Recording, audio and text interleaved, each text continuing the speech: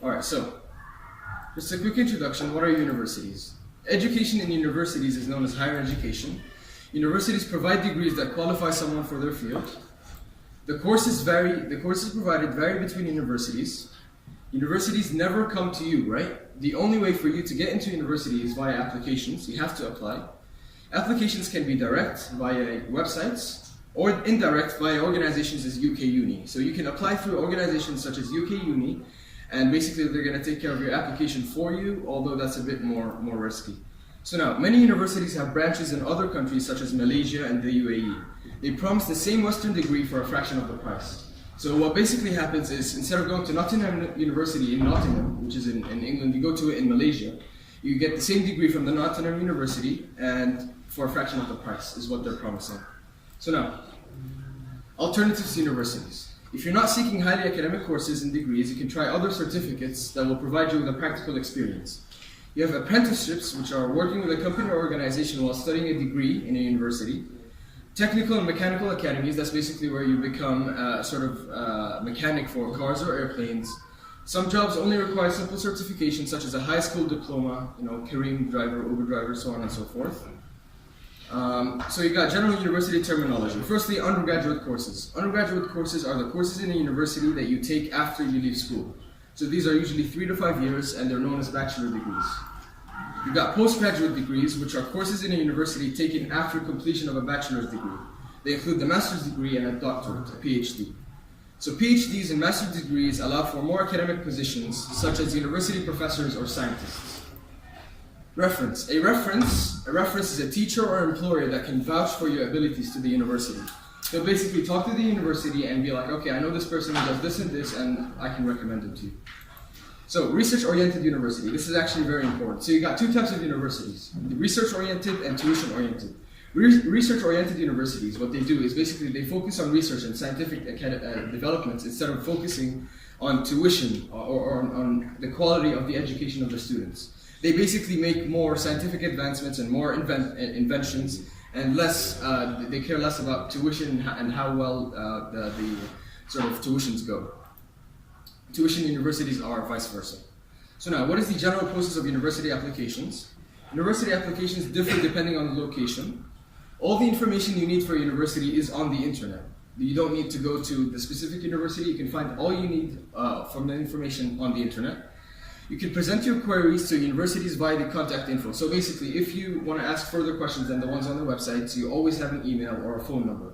Phone numbers will cost you money, but they take less time for them to respond. Whereas if you use the email, it's going to take from around a week to 2 weeks for them to respond, but they will always answer you.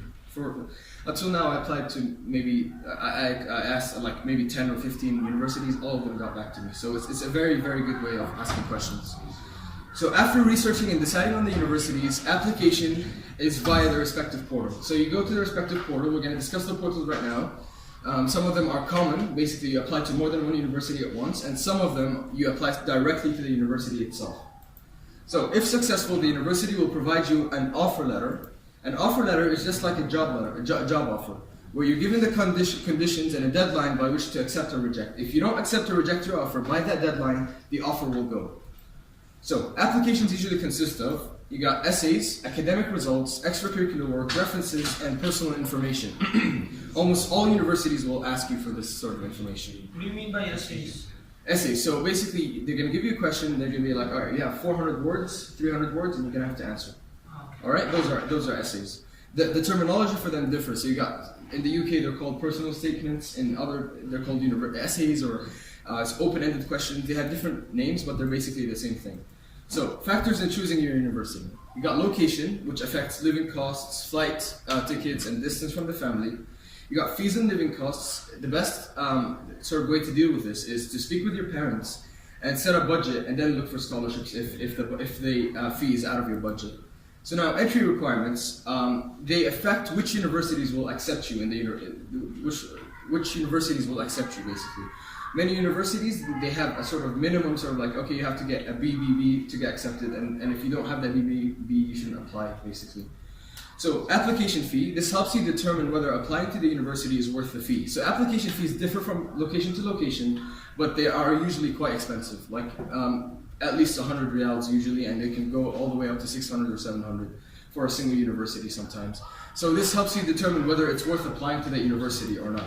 So you got university rankings, you got Times Higher Education and QS World Rankings. Those two basically are the most famous websites where you can look for the rankings of the universities on. The better the ranking, the higher the reputation of the university, and basically the more higher jobs, or the more higher level jobs you can get into, basically.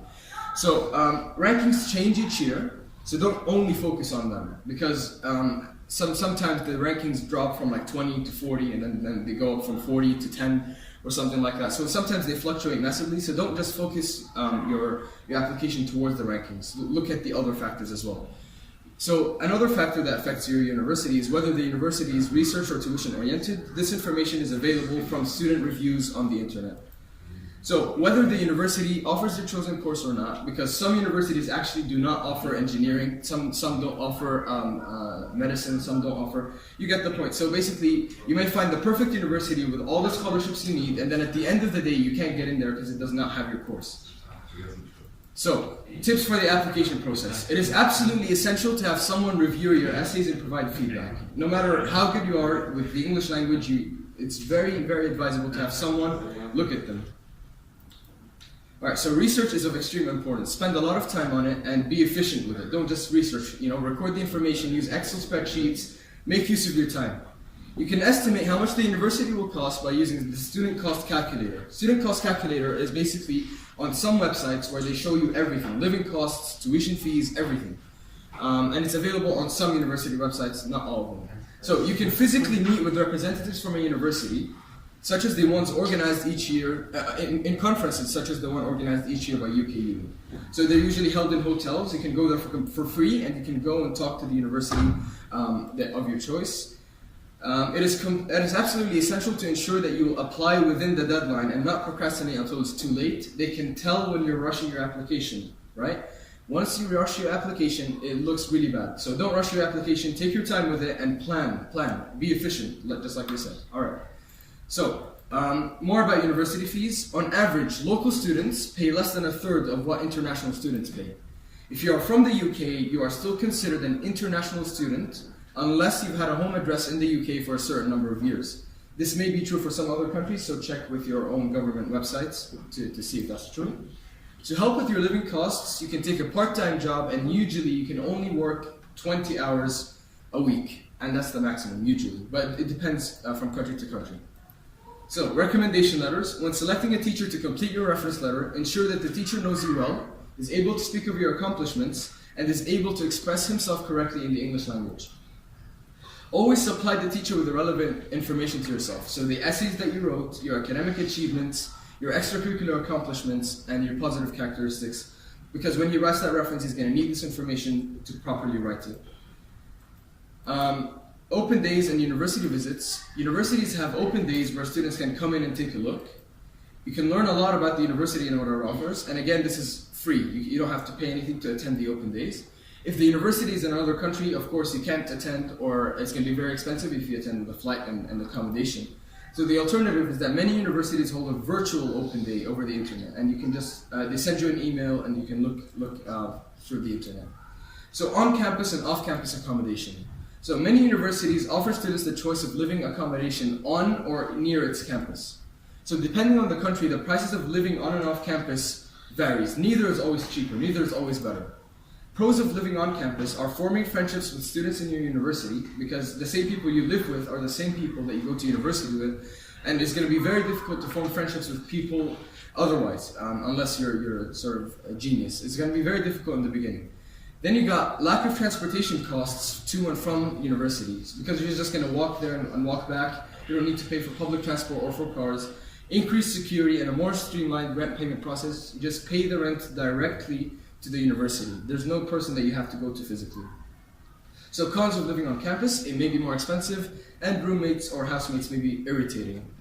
For many universities, campus accommodation is very limited, and you have to apply early, or else you're going to miss the chance of living in their accommodation. So other quick notes: after accepting a university offer, you must apply for a student visa as soon as possible.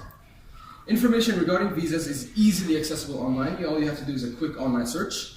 SAT students can apply to some UK universities with their SAT scores, depending on the entry requirements of the university. A-level students must take the SAT-1 exam to apply to the vast majority of US universities. A good result in IELTS or its equivalent is required by most universities to ensure that the student has the English skills required. Some countries like Germany offer completely free education, even to international students. However, this usually involves learning the local language and then taking its equivalent of IELTS. Depends on the country.